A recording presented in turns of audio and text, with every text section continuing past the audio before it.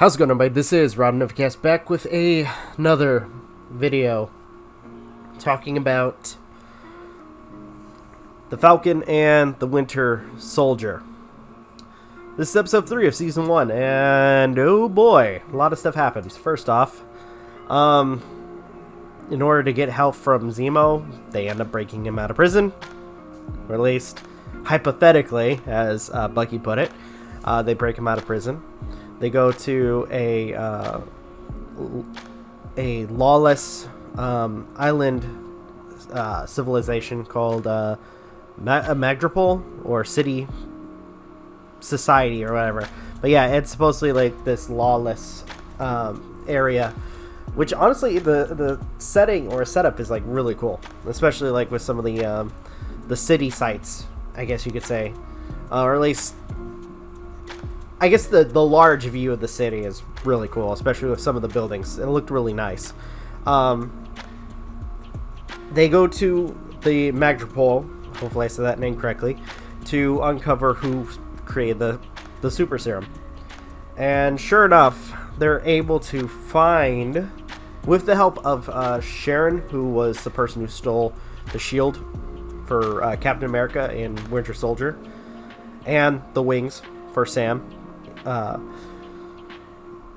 They end up finding the person who made it, and turns out, oh boy, yeah, this guy is apparently he's the reason why the flag smashers are super soldiers, because apparently he was commissioned from Hydra to create the super serum, and what ended up happening was he was dusted by the blip, and then when he came back, he was, I guess, hired by this guy, or this person by the name of the Power Broker, who commissioned him to continue his work.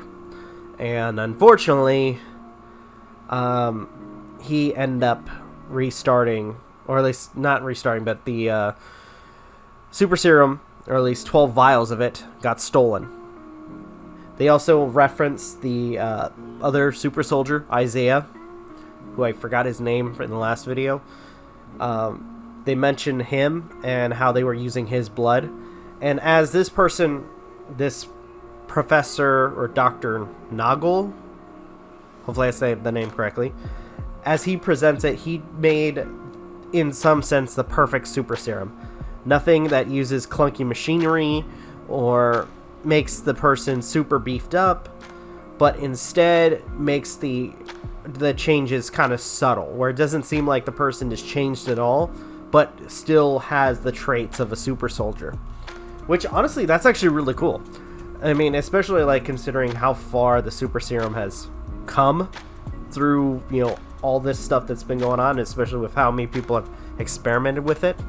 So yeah, that's actually really interesting. And also, by the way, none of the homicidal side effects as well.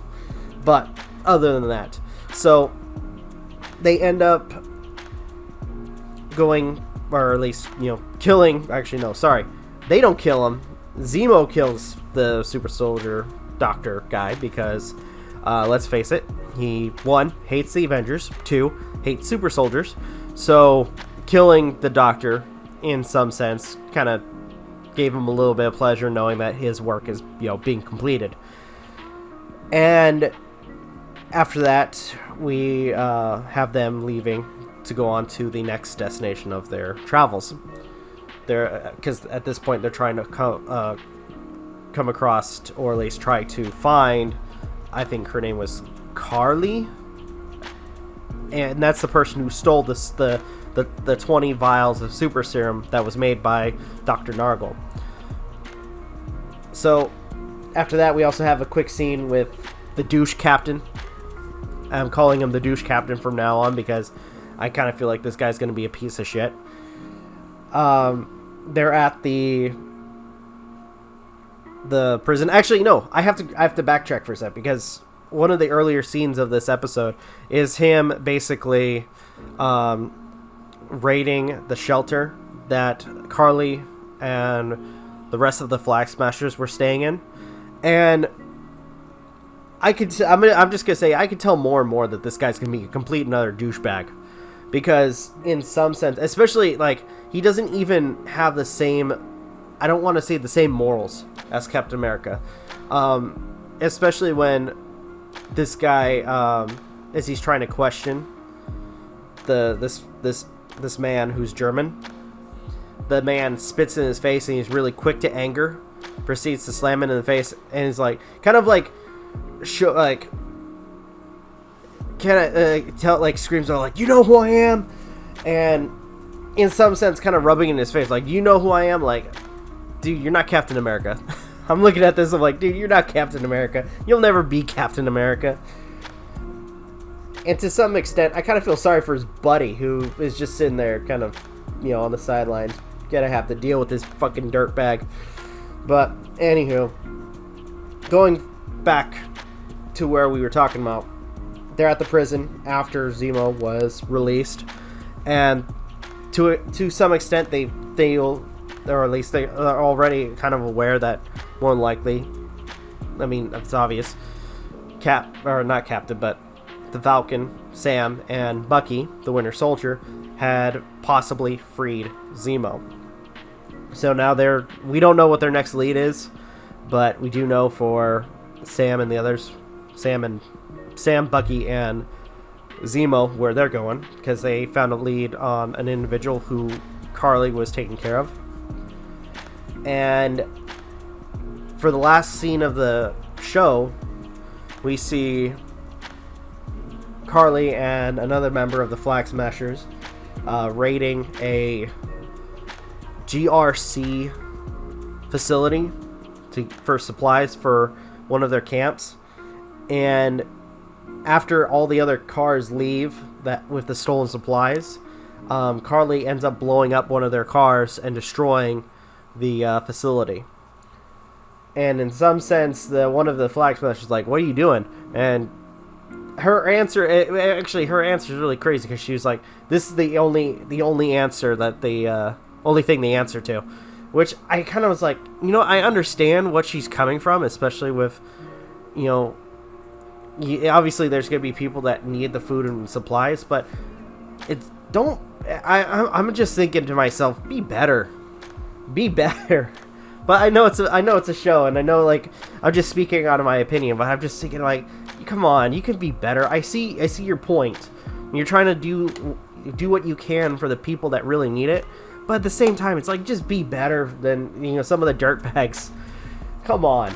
But anyway, I like this episode. I really, really, really enjoyed this episode.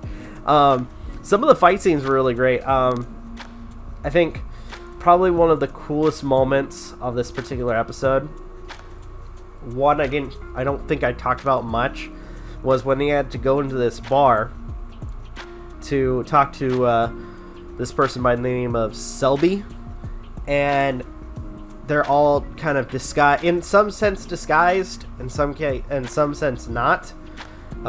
Bucky had to go in as the Winter Soldier. Then he had Zemo going as himself, and then Sam going as somebody by the name of, oh gosh, I can't remember his name. It was so stupid, but he made fun of it because he was claiming he looked like a pimp or something. Which and then when they're getting drinks, he asks for the usual, and they give the guy he's pretending to be, or at least the drink of choice for the guy that he's pretending to be, which I'm assuming is like whiskey with a piece of rattlesnake organs or something. But all in all, it was actually really funny, and it kind of reminded me of some sense of oh gosh, what's it called? Yeah, for some reason it reminded me of I believe it was Habushu, who if hopefully I pronounced that correctly, because it's Japanese or Okinawan. And it's basically a Okinawan snake wine, where they would put the snake in the wine, or I think it was like they kill the snake, put it in the wine, and then the snake itself kind of soaks in, and I guess it has a required taste, from what I've heard. But all in all, for some reason, it reminded me of the Hoboshu. So, either way, it was cool. I like that, especially when he's like trying to, just down the drink. It was really funny. So, I'm going to continue watching this. I'm really enjoying it, especially since they are kind of, it's 40, I think it was like 40, 45 minutes for these episodes. So, there's a lot to talk about. So, all in all, I love it. And with that, I think I'm going to go ahead and end the video here. I don't think I have anything else to say. Thank you guys so much for watching. Really appreciate it. If you guys can, please like, comment, share, subscribe, all the good stuff. If you guys want to follow us on social media, links are in the description down below, as well as check out our daily content and the weekly podcast. With that being said, this is Rob Novakast signing off. Have a good one, and take care. Peace.